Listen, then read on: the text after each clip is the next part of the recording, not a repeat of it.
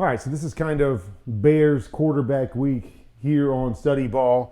First, it was the current future quarterback of the Chicago Bears. Now we're going to take a look at the former quarterback of the Chicago Bears in Justin Fields, who's got off to a 3-0 start and leaving everybody wondering, oh my gosh, did we make the right choice? I told you so, all of this stuff. So let's just take a look at what Justin Fields is doing in this Steelers offense.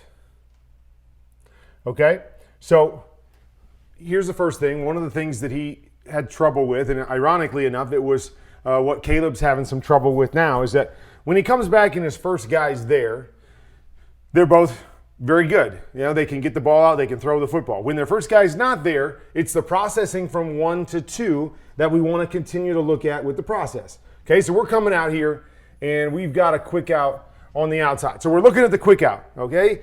This guy buzzes hard outside, okay? So this play is designed that if that guy buzzes hard to take away the out, we're going to replace right here to the stick on this particular play if we're working to that side. So here's a look. You see the buzz. Get back inside right there, okay? And it should be before you really even set your feet. As you're getting ready to set your feet, you should feel that guy flying out there and then be able to recover back inside, right?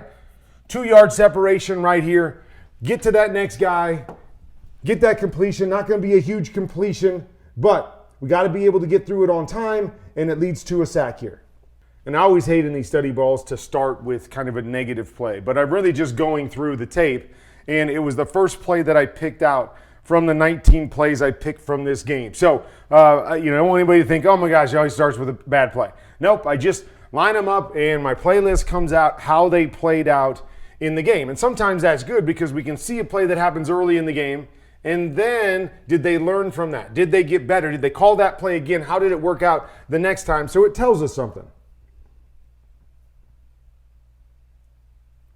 Okay, so we come back here, and they're going to run play here. They're going to bring a shallow route here, and then they're going to run the choice route right here back behind it. Okay, so as we play this out, right, we get safety to drop down, but he's dropping down high. A guy outside, a guy inside, works out perfectly. We get this choice called. The first read, bang, ball's out. I like it. Timing is there, hits the back foot. Now watch this, I love this. Hits the back foot and holds on the back foot. When we're throwing what I call a hit and throw, or a hit and hold type throw, so it's a timing throw where I'm not hitching and I'm hitting the back foot, I love to get there quick and hold on that back foot. That hold allows us to slow our body down and then get everything going at our target. Boom. There it is. Get back, hold, stick it on your guy. Good timing, good throw, right in between two guys, and we move the chains. Okay, the play action pass here. Okay, so we're coming off the play action, and this is a play that I call Pylon. Okay, so what's Pylon? Pylon is this guy running to the deep pylon, this guy running the deep out of the corner route. Then we're going to come off the play action, and we're going to run the flat. Okay, so on this read, come off the play fake, and your first read should be the deep defender over here to the left-hand side. The deep defender. Could be a safety if it's a two-eye look. If it's anything where the corner is off, okay, so he's playing soft, that's who we need to read first. Okay, so we're going to come back, keep your eyes on the corner, okay? So here's the look right now, okay? So this guy is telling us, okay, he's playing deep enough. Now, if we can read kind of his settle, you see right there, he settles and maybe gives us the shot over the top. But it's really all about a timing aspect, is how long can you stay on it, because he's carrying through that deep one up to this point. So if we feel like we don't have the deep one, now it simply becomes a high-low off of this guy, okay? So here we are, doesn't like the deep one, comes back, and he's quick to the check down. And this is the thing that I think Justin Fields is doing really, really well in Pittsburgh. He's taken what the defense has given him. He's not forcing throws down the field. Probably the biggest difference between Caleb and Justin right now is Caleb is forcing things, and he's throwing things into coverage, and he's trying to make the big play, where Justin, I think, is erring on the opposite side. He's quick to get it out to his check down or the underneath routes, as opposed to pushing it down the field, understanding the situation that he's in, run the football, play good defense, low scoring games, can't turn the football over. Okay? Nice job here. This is one of those 4 strong plays we talk about. 1, 2, 3, 4. Okay? So when we do that, we're looking at the defense. Notice the defense right here, right? Everybody on the defense except 2 guys are over to this 4 receiver side. So when we do that, what we're trying to get is a solo shot back here. We got a slant back here. So I like it. They push over. I'm going to come back and see if I can hit that window with the slant. Justin comes over there. He's looking for it. His guy's getting mugged up there. It doesn't win. So now, once we look that direction, now we pure progress this. So then we look left. It goes 1, 2, 3, 4, and then possibly get to this deeper guy depending on what he's doing in the mix there. But it really becomes a pure progression when we start to the left-hand side. Boom, right there. Gets back right into number 2. I like it. Nice little reset on the back foot. Get the ball out. Nice completion. Okay, the reason I like to mention that if we start that direction, because if we start the other direction, then we want to read this outside in. So we want this guy and this guy to be 1, and then either this guy to be 2 or this guy to be 2, depending on the coverage. So it's different. We don't start inside out if we're starting our read to the right. But if we start the 4 strong and start left, then we're going to pure progress it back to the other side. So again, nice job. I like the reset there, right? See it, I don't have it. Reset back while I'm looking. Feet and eyes coming together. Boom, ball's out. Nicely done. All right, so here we're going to run vertical right here, and then we're simply going to run simple concept, curl, flat, over to this side. Not really sure what the Chargers are doing here. They're going to chase vertical with this guy, which doesn't normally happen, but they're going to do that. So that means this next guy becomes our curl flat read. So if this guy's here, we feel pretty good about the curl because he's going to widen in most cases, or at least has a possibility of widening and then us hitting the curl inside of him. When it's this guy, now I have to think flat a little bit more because he's got further to go to cover the flat. So you'll see, don't know why, but the outside linebacker here is going to chase. You see this guy tucked inside, and you see all this space out here. So nice job again by Justin.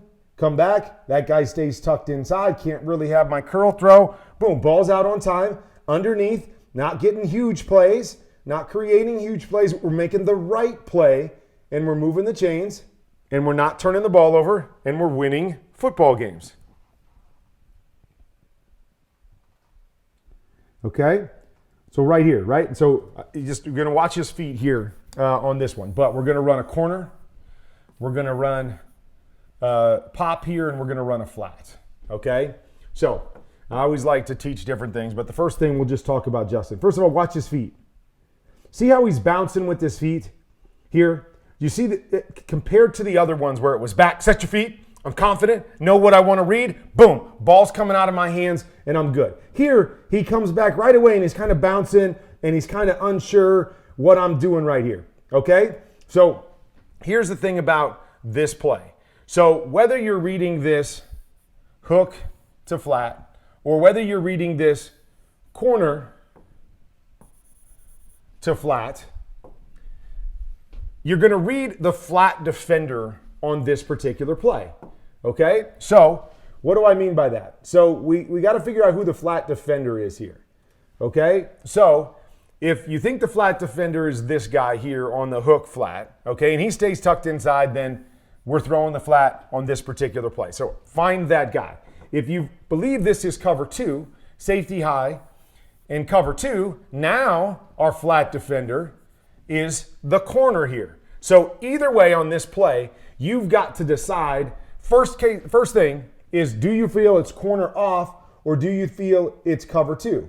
Okay, and so on both scenarios, really the flat becomes the first one. You come out to look at the flat off of that defender. That defender holds inside or that defender stays deep, then take the flat, right? Take the flat. He's soft enough here that we can take the flat no matter what. But if you don't feel he's soft enough here okay, then you need to read up over the top and work him to the backside. So there you see it, right?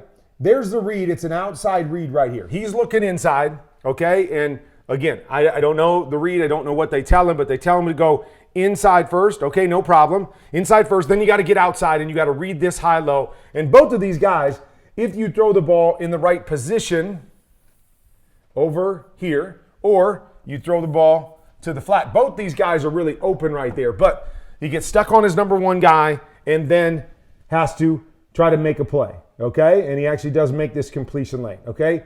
The other thing that I would say on this, and this is just to me coaching, okay? So let's just say they've got two defenders over here to play this side, okay? So if they've got two defenders, and again, not necessarily a cover two look, so you're going to have to visualize just the fact that they have two underneath defenders over here, which normally they will when we have three receivers over to that side. And so what we're trying to do is isolate one of those two guys, okay? So the problem I have with this particular play here is no problem whatsoever with the corner and the flat. But it's what do you do with this hook guy right here? And what I hate is when guys take the hook and they run him inside, okay? Because they're running him right to a defender. And so then if we go outside and we're running to another defender, okay? We're going to different zones, different defenders, and then we go here, and you have to visualize that there's a corner sitting out there. So we got three defenders there to take three guys, so we've got to isolate one of the three. And so what I hate is them going inside. I would like to have this guy go vertical, depending on where your alignment is, okay? So if you're out further, okay, of course, now you can go inside. But what we want to do is we want to force this guy to have to move to cover us. Okay, so he's tucked inside already. I want to be able to hit it before he can get to me. So if I run vertical here and have my hook, and then I got my flat coming out here, if I get movement by the outside guy, I can beat the inside linebacker with the hook. When we do it like this, we're running into where that backer is. We're cutting down the space that he has to cover us. And so, again, it's little things, 2-3 yards, but 2-3 yards is huge. We want to force movement by the defense. The less movement we force by the defense, the more they win. The more movement we force by the defense, the more we win. So there's always little nuances to these different things that help us, okay? Because you notice that this Y is going through this linebacker to run his corner out. Great. Now he's going to help us hold him off inside. So now if we're going a little bit wider, it's going to help us to beat him with that throw. So that's just a little teaching technique aspect to this game, okay? Here's the other thing for Justin Fields that you can look at, okay? We've got double slant down here to this side, okay? A little bit cloudy up top. We don't exactly know what coverage it is. May make us a little bit uncomfortable with the read where maybe Justin Fields is right here. But what I know is that if we're going to run double slant and I've got one underneath defender to that side and really, outside the hash, I have a chance to go to this double slant if I like it too. Now, we're in the red zone. Maybe he feels this safety could be too tight and take that away. Okay, no problem. Again, tell me why. Tell me why you decide what you decide. That's an option. Then you decide what the safety's doing. But you see the possible throw over here because that safety does go a little bit deeper right here. And if you're on time to that slant, boom, there's a chance over there against that particular coverage.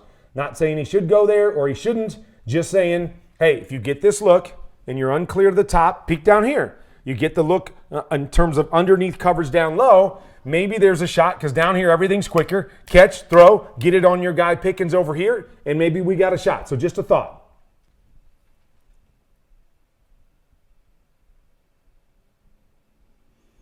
Okay. So we're coming back here with a similar type concept. This time we're going to run the post. We're going to run the corner.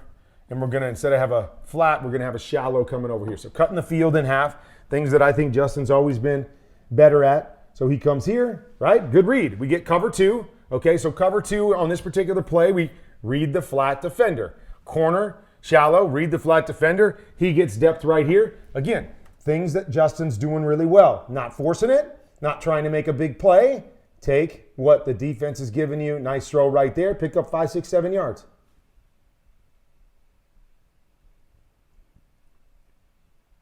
Again, things that they're doing that are nice. They're going to run double out up here. They're going to run combo down here. Pick a side. Okay, pick a side. You get the look that you want, one high, which is really the look that you want for both of these guys. Pick a side.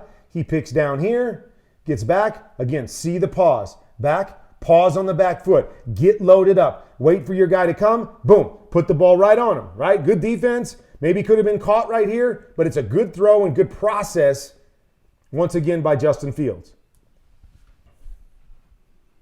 And that's what we got to look at, right? We can't just look at stats and say, oh, he's playing bad. We got to look at the process. Look at the entire process. And I believe there's a lot of things that Justin Fields is doing right with the process in Pittsburgh. And things, let's be honest, he wasn't doing these things right processing-wise in Chicago. We can, speculate on what the reason was for all of that stuff, but he's doing a much better job this year. Maturity, coaching, situation, confidence. I don't know what it is. Maybe he's just better this year than he was before. Maybe it's off-season coaching within the system, okay? They're really just going to run a choice route right here. So this has never really been the issue. When Justin comes back and he sees it and he knows what he's looking at, boom, ball's out, ball's accurate, he can make throws, and you see that all over the tape.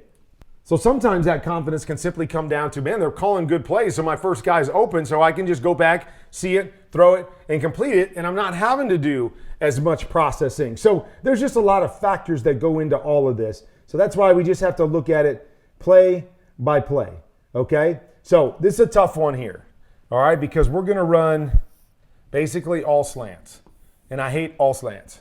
Okay, and I hate all slants because if a team is set up in a situation, now this is a quarters look. So normally you only have 3 guys underneath, and this would be a good play. But what you notice here with the Chargers is they've got 1, 2, 3, 4 underneath guys. So 2 underneath guys on both sides. So that's the same thing you would have if you saw a cover 3 look. You would see 4 guys underneath. And why I don't like the double slant, because if they've got 4 guys underneath and they're all inside and we've got 4 guys going inside, we don't give ourselves a benefit here. We don't give ourselves a chance. So if you're going to go with all slant, I'd rather put a flat to one side, because you put a flat to one side and now they have 2 defenders, we have 3 receivers. So it gives us an answer against cover 3 or even cover 4, drop 8 here. It gives us an answer. When we put the back on a check down, so we're going to raise the flat. So here, he's just going to go right to the middle. That gives us no advantage either, because you notice the inside slants are going right where the check down is. So one guy can cover 2, counting the back in there, because they're going to the same spot. So it's another reason why I don't like the straight check down on double slants. But, so Justin really is in a terrible situation here, right? Because this is what we're seeing. There's an inside guy here for the inside slant. There's an outside guy for the outside slant. There's an inside guy for the inside slant. There's an outside guy for the outside slant. So really, you like to just say, hey, really, they win. They got more guys than we got. Just dump it down to your back. Now, Justin is able to fit this in, and maybe he's able to feel all of this, right? And that's where we'd like to see and understand process and be able to ask him why. This guy starts to blitz, is kind of looking at him, doesn't really know, or maybe a little bit out of position, and he's able to hang on this and throw it in the second window and get to completion. All right, a little bit of a dangerous throw, but maybe he saw something we didn't see, or maybe it's one of those, we got a bad play, got to make it work, okay? Make it work by just get to the check down. Live for another day. Not a good play against that defense. Don't have to force it, but maybe this is, hey, I feel that guy. I think I can get it around him. And I do right there with a good throw down low to the tight end for what could have been a completion. He doesn't make the catch. But again, these are the questions I'd like to ask Justin. What'd you see here? Why'd you decide to throw that? Because I could sit here and just say bad decision against that coverage, or I could sit here and say, man, great job against that coverage and seeing all that. I don't know. I don't know which one it is. I'd like to know, but he didn't put the ball in harm's way in terms of throwing it at a defender, gave his guy a chance, so we'll give him the benefit of the doubt right there. Okay? It's a play that I call Poppin. All right, so it's the flat and the pop. I like this. And then it's an in over the top of it. Okay, so we can really read this two ways. We could read the outside linebacker like we talked about before, and we could go flat to hook right now. And then if this inside linebacker pushes to the pop or the hook, then we work back to the inside. Or we could do it just the opposite. We could look for this in first and read the inside linebacker. He stays tucked inside, then it becomes the outside linebacker read on the hook to flat. So either way works. It looks like Justin is looking kind of down the middle here. Okay, so we're looking down the middle. This guy holds it off. Now we get back outside to the outside linebacker, and boom, he goes outside, and we hit the inside one. Okay, another thing I want you to watch is watch the position of the hook. He starts on this outside college hash. He ends basically on the outside college hash, right? He's not going in here. If he goes in here, draw this differently. If he goes in here and we've got it in, what do? We make the game easier on this guy because now he's in a better position to cover both of them. We want to force him to come out to cover us because then we open up the guy inside. So where I didn't like the one in the red zone, I like the one here spacing wise because it does. That means if you're going to cover it, you got to get over there to the hash and move 3 to 4 yards. That 3 to 4 yards just makes the in that much more wide open. And nice job here by Justin.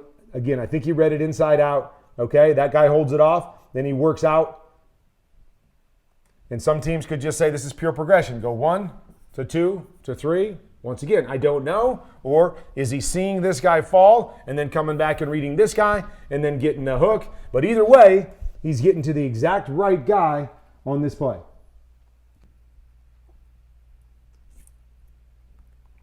Okay, so we get to come back to the exact same play. Other side, boom, right here. Okay, so let's go back and read it the same way. So here, what happens? Like, look at the inside backer. This is what I'm talking about. This is fun stuff to be able to coach off of. Inside backer, he's got to move if he wants to cover the hook. Watch him. What's he do? He wants to go cover the hook. Oh, he got to move. What's moving do? It opens us up right here for the in, and we've got exactly what we want. Details, details, details, details. So important for any of the coaches looking out there. Okay? So this one here is tough because I believe this guy is deep enough to hit this. Now, this is one of two things. So I'm not sure who the receiver is on this one. I feel like the receiver, there's one of two things that he has to do. Either one, when he turns the corner, he's got to go. He's got to keep this flat and go. So watch him right here. See how slow he is coming out of that and kind of fading into it? I need him to go. Put your foot in the ground and go, okay? The other thing that I need from him, okay? Let's look at where the ball is. And again, I don't know the coaching point, so you always have to be careful with that. But we always ran this at 12 yards, okay? So 12 yards from here, we can go 3, 8, 12, okay? So that's 12. So if we're pushing this to 12, I want to push to 12 and then take this.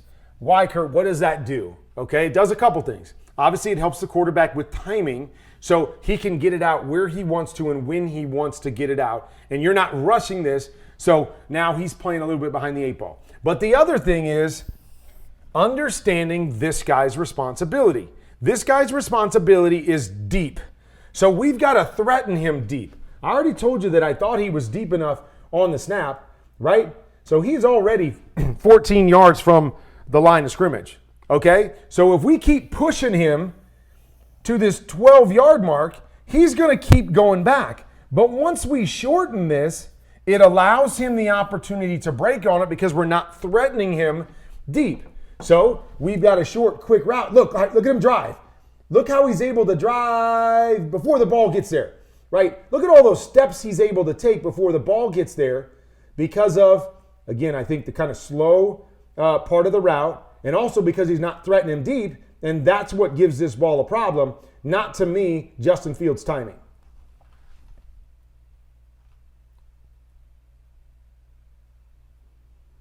All right. So this particular play here, they're just going to call a choice route right here by this guy. All right. So really come out and you're going to peek this guy first and find a way to get him the ball. Okay. Defensive end, linebacker pops out here. It looks like it's going to be wide open from the jump. This guy pops out. So now he's got to wait for the second window. But again, it's his first read. He's coming out to it. Okay, he's seeing it. He's figuring it out. Okay, got to hit in the second window. Boom, ball's right on the money. Big play. Good job by the receiver to just keep running by that guy. And really good ball by Justin Fields. First read, first throw, and he hits it right on the money. See that over and over and over again. Okay, so here we come back with a very similar type play here. Okay, so we've got the hook and the flat over to this side.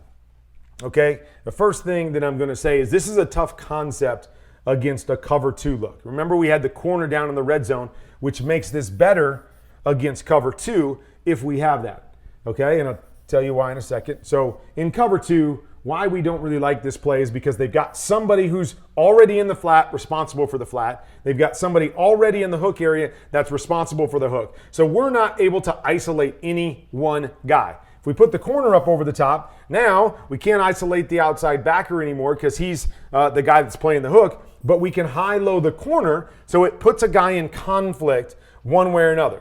When we don't have that and we get cover 2, this is exactly what happens. We don't have either of them because this guy's waiting for this and this guy's in position for this, and we don't have anything over here. So we don't want to, read this side against cover 2. This is not a play that we like against cover 2 because they're right in position to take it away. So if we're Justin Fields, obviously we can't jam this in there, right? We got to see the big picture, and if you're going to go to this side, again, it's another check down throw for you over there, okay? The other thing is, okay, you got cover 2 down on the bottom, and I will say this combo play is not a good cover 2 beater either. So if you think it's cover 2 on the top also, you don't really have a good option. So I have no problem with you peeking down here and saying, okay, yeah, they're probably going to cover it, but I'm going to force them to cover it. And then once you force them to cover it, because you know that ahead of time, get to your check down. The other thing that you can do, and the reason, again, we don't like combo here is because this guy would be down in the flat and this guy would be taking away the hook. So it's a very similar type play to this because we're attacking the same 2 zones and they would have the same 2 guys there. So the other thing you can do is go, okay, I know it's cover 2 down here. I don't like it.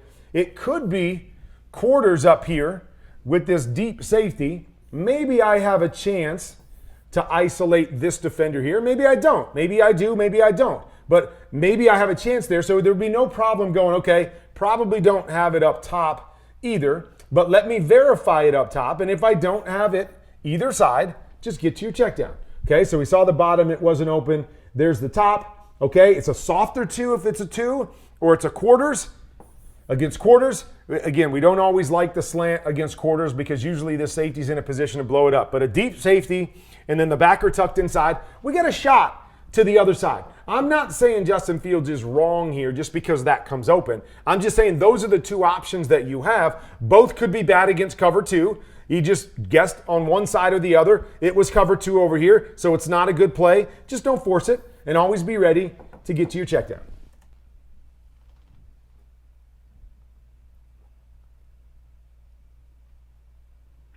Okay, really like this one.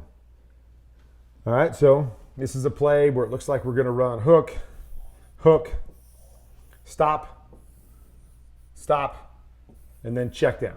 Okay, so what happens here is we got corner off. Okay, so anytime I got corner off on this play, I am thinking outside in.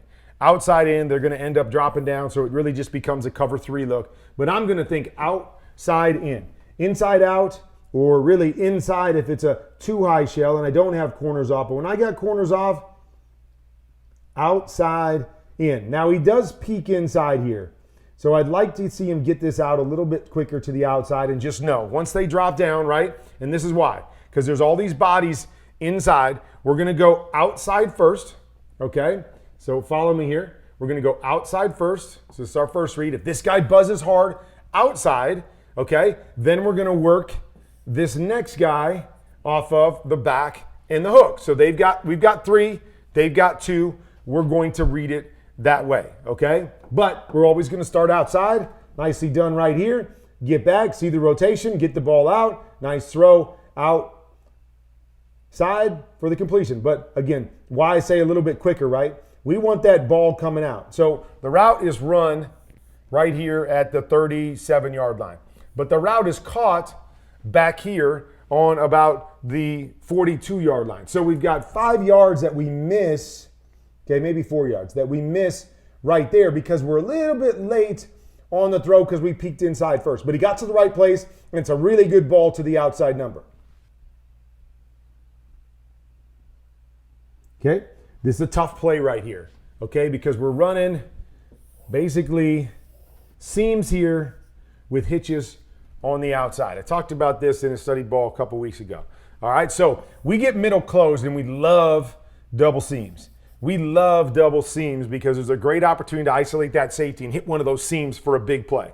The hard part about this is when you put a hitch on the outside, do you tell your quarterback, we're going to read this like a quick throw? And what I mean by that is we're going to come out and look at the hitch first. If the hitch is there, take it. No matter what the coverage, if the hitch is there, take it, because it's hard to read the seams and then come back to a hitch because the hitch will be standing there for 3 seconds and somebody can get out under it or the corner can jump it. So normally with double seams, we'll put a deeper stop on the outside so we can read the seam and then work outside to the stop. When you have a hitch, you're caught in between the two. So right here, Justin goes, okay, I'm going to read it like a quick. I got corners off on the outside. I'm taking it. Boom, nothing wrong with it. Get your completion and go. Now, you're going to see these receivers right here both win, and I think George Pickens kind of throws his hand up here like, oh my gosh, I had this on the seam. Now, this guy starts to break because of the throw, so I don't think Pickens is the one that gets the football, but yeah, Pat Freiermuth right here could get the football with the big play off of the safety. I get it,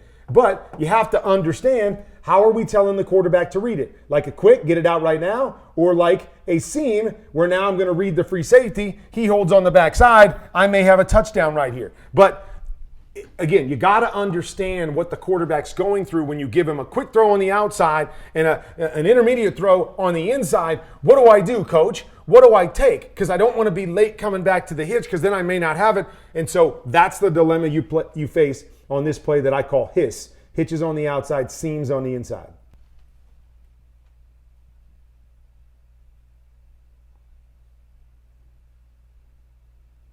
Love this one right here.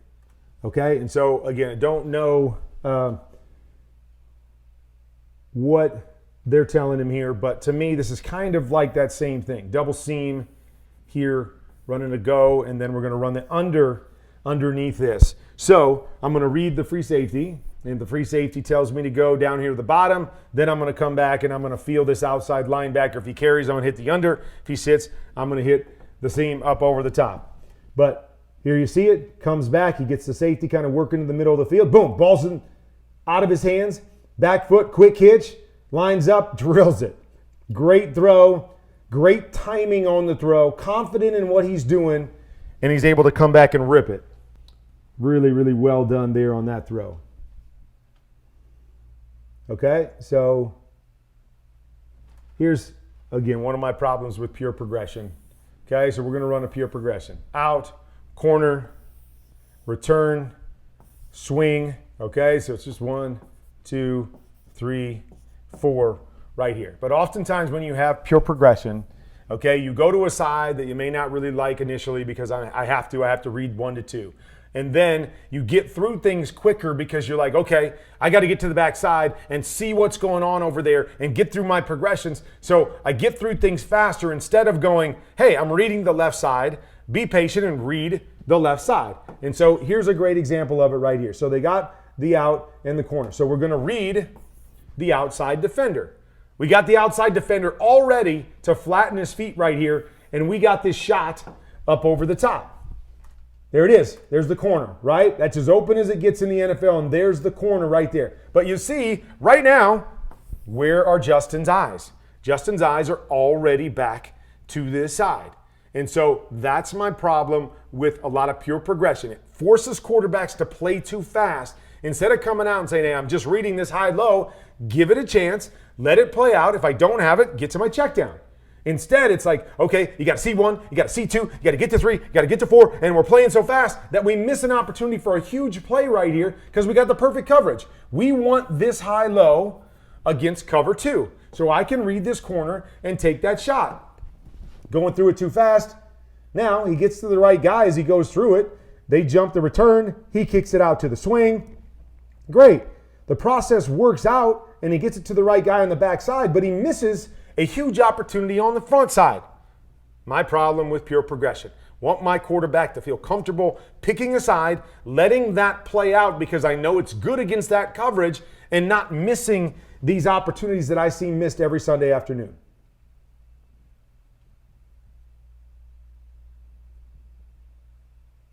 All right, well done right here. Don't know what he saw for a coverage, but to me, this is a play that I call chin.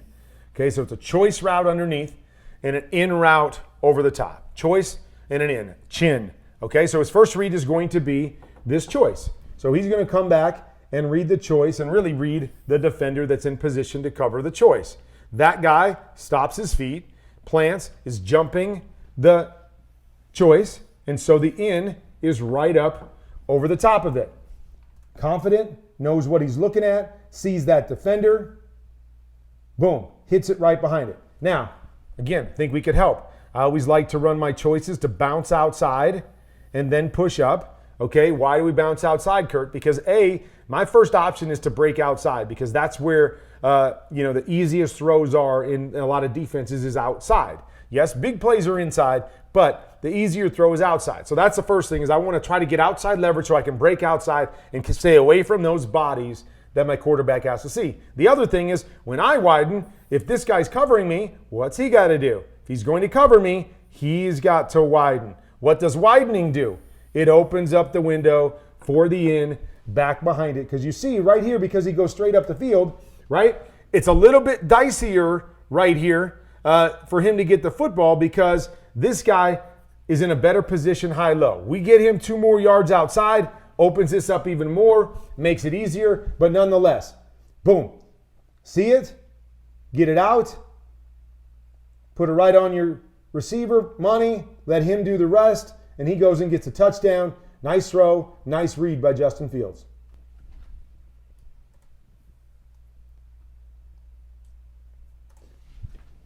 So we're going to finish on that one right there, right? Doing a lot of things well. First read, simple reads 1 to 2, playing balanced, playing confident, getting the ball out, making plays. Still want to see him work on the processing part of it, but a lot of good things from Justin Fields. They're dialing it up right. They're playing good football, and they're not forcing him to be Superman and have to win by making 20 plays a game, and he's fitting right in to that system.